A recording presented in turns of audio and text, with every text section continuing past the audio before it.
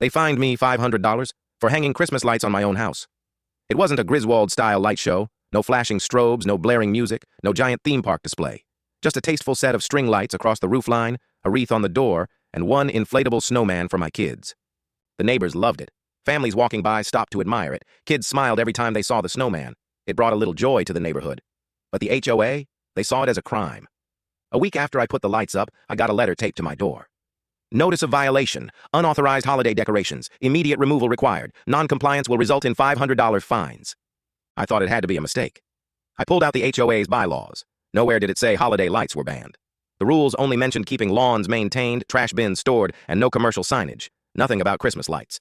So I called the HOA office and asked, what rule did I break? Their response? Holiday decorations are not consistent with community aesthetics. Translation. They didn't like it.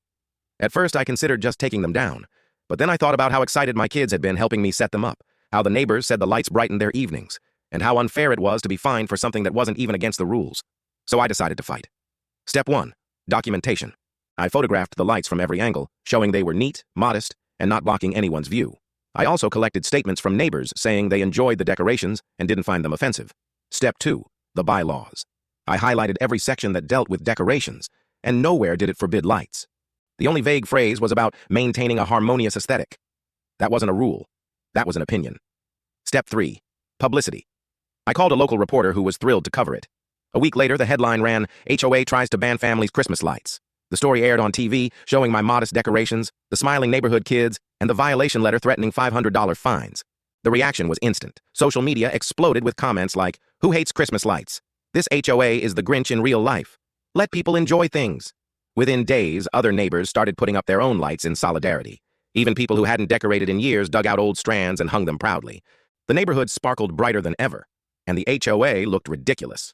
At the next board meeting, I showed up with the news coverage in one hand and the bylaws in the other. I calmly said, "Show me the rule I broke." They couldn't, because it didn't exist.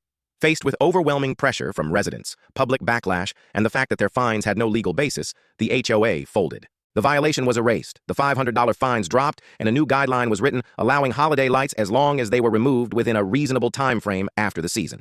So the lights stayed. My kids kept their snowman, and that year our neighborhood wasn't remembered for an HOA crackdown. It was remembered for coming together and shining brighter than ever.